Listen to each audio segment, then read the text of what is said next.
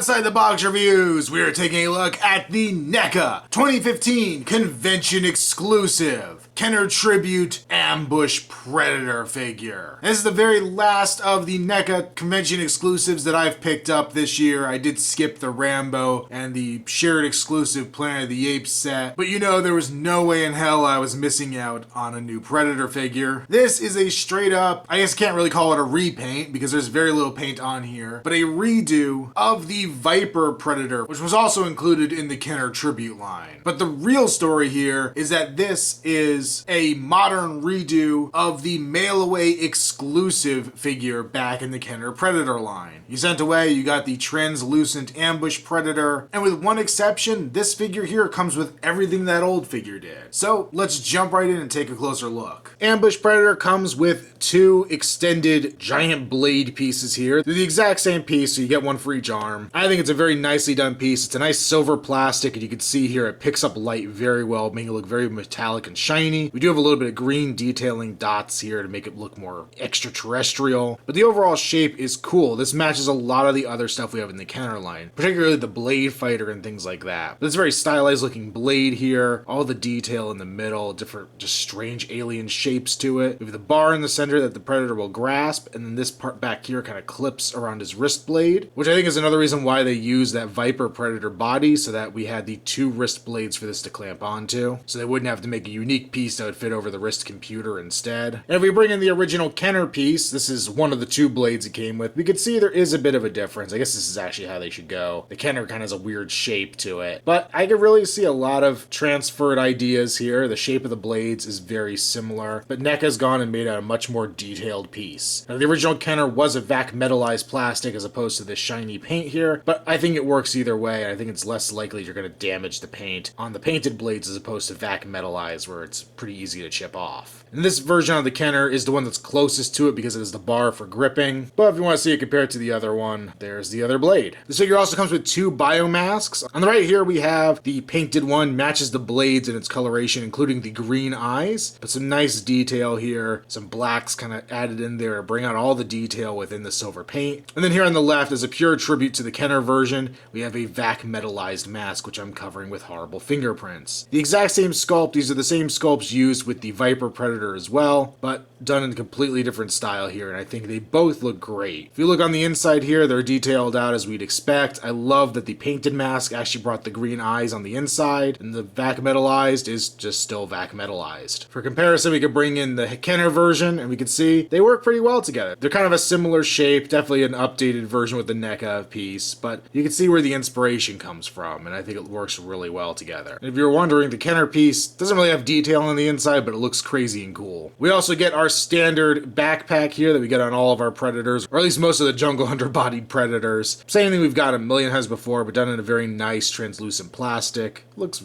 very, very cool. We do have the hinge up here for the gun to move forward and back, and the ball joint on top so you can go side to side as well as up and down. I've seen it a million times, but it works well. Now this piece is something that was permanently molded onto the Kenner version of the Predator, so that was never coming off on that version, but it's nice that NECA made it removable as always. But this is obviously a much more movie accurate style as opposed to the Kenner just stylized piece. And when it comes to the body of the Ambush Predator, there's not a whole lot to say that I haven't said before. As I mentioned, there's very little paint on this figure, and I've reviewed the body many times, including this version that was used for the Viper Predator. But it is worth pointing out they did something really cool with the eyes. They gave him the bright green eyes with that black kind of crackling effect moving away from them. I think that is a really, really nicely done paint app. I think I'm going to display him with the biomask because I'm a sucker for the vac metallized look, but I really, really dig the way they painted this head sculpt here. The head sculpt itself, another piece we've gotten a billion times before, but still looks great. I always do kind of like seeing pieces like this done in a monochromatic or monochromatic, I don't know what the word for that would be,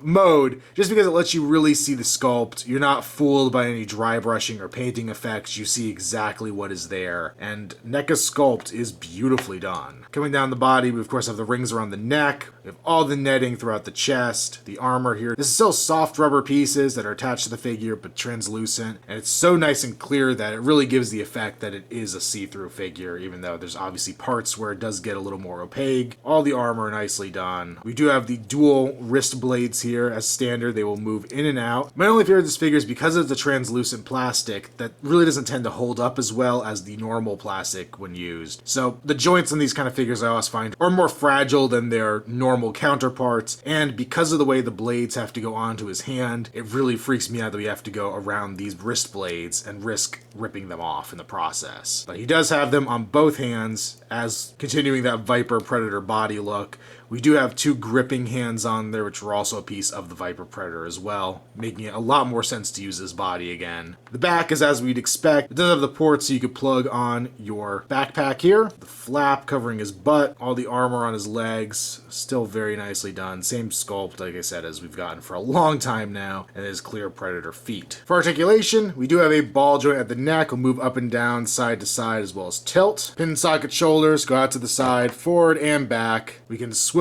and hinge at the elbow, a ball joint at the wrist, swivel at the waist, pin socket legs, will forward and back, out to the side, not hindered at all because everything around here is a nice gummy plastic. We'll rotate at the upper leg, double joint at the knee, and a ball joint at the foot. And for a comparison, here's the NECA version with its old Kenner counterpart. And before anybody points out how yellowed and disgusting this Kenner version is, I picked it up after I got the NECA version for about $2 at a flea market. Figured to make a nice comparison here, but he's definitely a very rough figure. And the NECA version definitely towers over its Kenner counterpart, but it's really cool to see these side by side and see the inspiration and see where NECA took it in a more modern figure. And overall, I really like this figure. I'm kind of surprised how much I do like it. I mentioned in a previous one of these con exclusive reviews that I prefer my convention exclusives to be kind of non-essential pieces. No new sculpts, just kind of redos or slight retools of things we've gotten before to make it new and fresh for a con exclusive, but not to make it something that normal collectors are going to hate if they can't get their hands on. Granted, NECA makes it very easy to get their products from cons, but there always are going to be people who miss out or weren't collecting when it came out. But for a simple redo, another translucent cloaked version of a Predator, NECA's really done some cool stuff here. I love the paint around the eyes.